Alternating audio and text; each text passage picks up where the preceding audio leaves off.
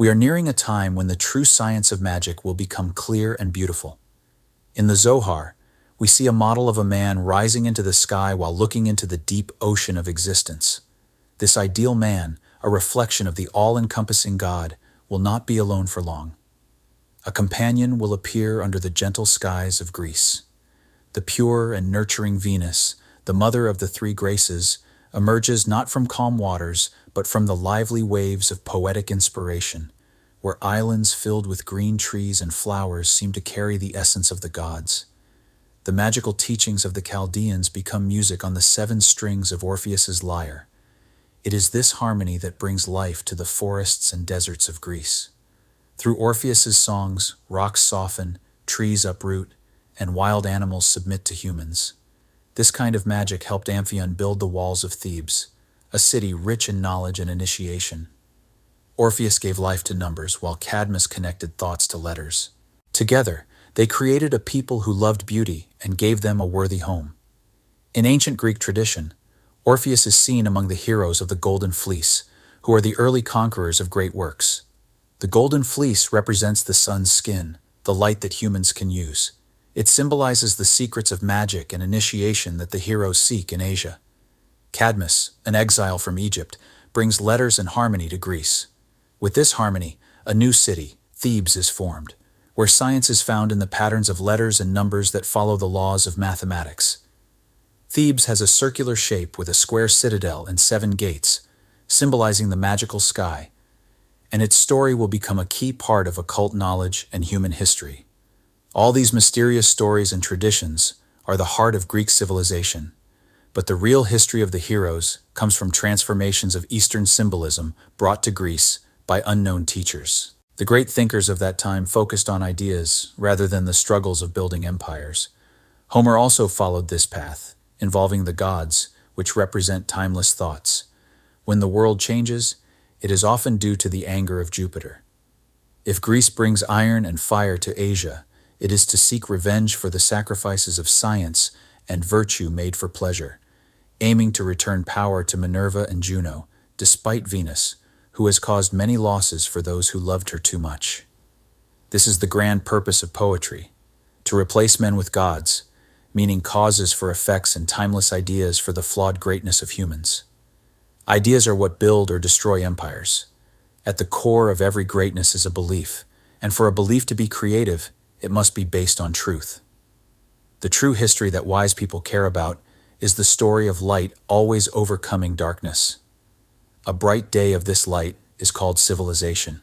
The story of the Golden Fleece connects Hermetic magic to the initiations of Greece. The solar ram, whose fleece must be conquered to gain power, symbolizes the great work. The Argonaut's ship, made from sacred oaks, is a vessel of the mysteries of Isis, the source of life and renewal. Jason, the adventurer, can be initiated through his bravery, though he shows the flaws of humanity. Hercules, representing brute strength, does not participate. He gets lost in unworthy pursuits. The others reach the land of initiation, Colchis, where some secrets of Zoroaster are kept. However, how can they access these mysteries? Once again, a woman betrays science. Medea reveals to Jason the secrets of the great work, giving up her own kingdom and family, for it is known that revealing secrets often leads to death for those who cannot keep them. Medea teaches Jason how to defeat the monsters he faces. First, he must confront a winged serpent and surprise it. He must pull out its teeth and plant them in a field that he has plowed with the bulls of Mars. These dragon's teeth are the acids that dissolve a special earth prepared by fire and magnetic forces. Then, a fermentation occurs, and like a battle, the impure consumes the impure, leading to the Golden Fleece becoming the reward for the adept. Thus ends Jason's magical tale, followed by that of Medea, as ancient Greece aimed to capture the essence of occult sciences in this story. After Hermetic magic comes Goetia, which includes terrible acts like murder, sacrificing everything for passions, and never enjoying the results of crimes. Medea betrays her father and kills her brother. She harms her children, poisons her rival, and only receives hate from the one she wished to love her. It may be surprising that Jason, the master of the Golden Fleece, does not gain wisdom, but he owes his discovery of secrets to betrayal. Unlike Orpheus, he is not a true adept. He seeks power and wealth like Prometheus. Sadly, he will die, and the true properties of the Golden Fleece will only be understood by Orpheus's disciples.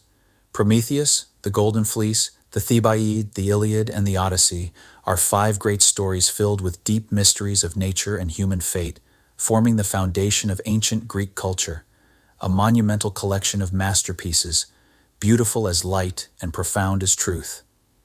It was only at great risk that the poets of Greece introduced these wonderful stories that reveal the truth.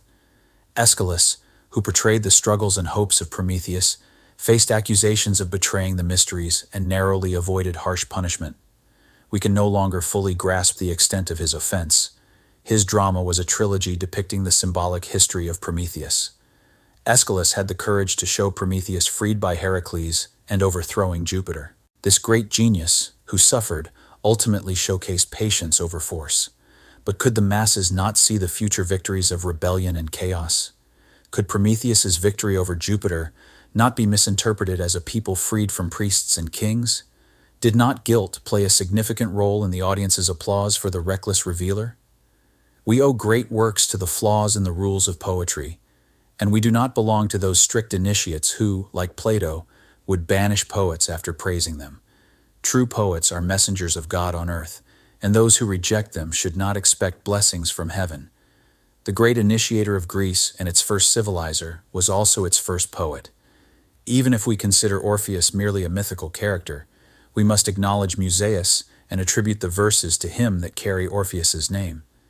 It does not matter whether one of the Argonauts was named Orpheus. His poetic character has transcended life. He continues to exist. He is immortal. The story of Orpheus is a complete teaching. It reveals priestly destinies and a new ideal born from the love of beauty. It signifies the renewal and redemption of love.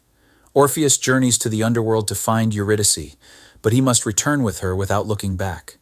A pure man must create a companion for himself. He must elevate her by dedicating himself to her without desire. Only by letting go of passionate objects can one be worthy of true love. This foreshadows the pure ideals of Christian chivalry. To save Eurydice from the underworld, one must not look at her. Yet Orpheus, being human, falters and looks. Alas, poor Eurydice, she is lost. The fault is committed, and atonement begins. Orpheus is a widower, remaining chaste. He is a widower who never truly knew Eurydice. As a virgin widower, he will stay pure. For the poet has only one heart, and the children of the divine love eternally. With eternal aspirations and sighs toward a higher ideal found beyond death, this widowhood is devoted to the sacred muse. Orpheus, bearing a wound only death can heal, becomes a healer of souls and bodies. He dies ultimately a victim of his purity. He dies the death of initiators and prophets. He dies after proclaiming the unity of God and love, which later defines the essence of Orphic initiation. Having shown himself above his time, Orpheus gained a reputation as a sorcerer and enchanter. He is credited, like Solomon, with knowledge of plants, minerals, celestial medicine, and the philosopher's stone. He embodies in his story the fundamental initiation, the fall, and the restoration, representing the 3 parts of humanity's great work. According to Belanche, Orphic initiation can be summarized as follows.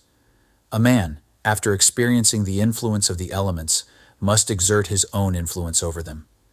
Creation is an ongoing act of divine magic. To truly exist, a man must know himself. Responsibility is a human achievement. Even the consequences of sin can lead to new victories. All life relies on death. Rebirth is the law of repair. Marriage represents the cosmic mystery in humanity. It must reflect the unity of God and nature. Marriage symbolizes the tree of life. Excess leads to division and death. The tree of life is unique, with its branches stretching into the sky, blooming like stars, linked to roots hidden in the earth. Astrology is a synthesis. Understanding the virtues of plants, metals, and bodies, which contain life to varying degrees, is also a synthesis. The powers of organization reveal themselves through synthesis. The connections and affinities of metals, the life force in plants, and all assimilative powers are revealed in synthesis. It has been said that beauty is the brightness of truth. Thus, we attribute the beauty found in Greece to the great light of Orpheus. The teachings of Orpheus influenced Plato, the secular father of Christian philosophy. Pythagoras and the wise of Alexandria learned their mysteries from him. The essence of initiation remains unchanged throughout time. The last students of Paschalis Martinez are still Orpheus's children, but they honor the creator of ancient philosophy, the incarnate word of Christians. We mentioned that the first part of the Golden Fleece story holds the secrets of Orphic magic, while the second warns against the dangers of Goetia, or dark magic. Goetia, or false magic known as witchcraft today, cannot be a true science. It is based on the randomness of fate. Excessive passion creates a false force that the will cannot control, obeying the tyranny of passion. That is why Albert the Great advised, "Do not curse anyone when you are angry." This echoes the curse of Hippolytus by Theseus. Excessive passion is true madness. Madness is a kind of intoxication from astral light. This is why madness spreads, and passions often carry real harm. Women, who are often swept away by passion, can be more effective witches than men. The term sorcerer refers to victims of fate, much like poisonous mushrooms. Greek witches, especially those in Thessaly, practiced terrible rituals and teachings. They were usually women consumed by desires they could no longer fulfill, older courtesans and monsters of immorality. Jealous of love and life, these miserable women had lovers only in the graves, or they violated graves to consume the cold flesh of young men. They kidnapped children, silencing their cries by pressing them against their sagging breasts. They were called lamiae, striges, and empuses. The children, objects of their envy and hatred, were sacrificed to them. Some, like Canidia mentioned by Horace, buried children up to their heads and left them to die of hunger, surrounding them with food they could not reach.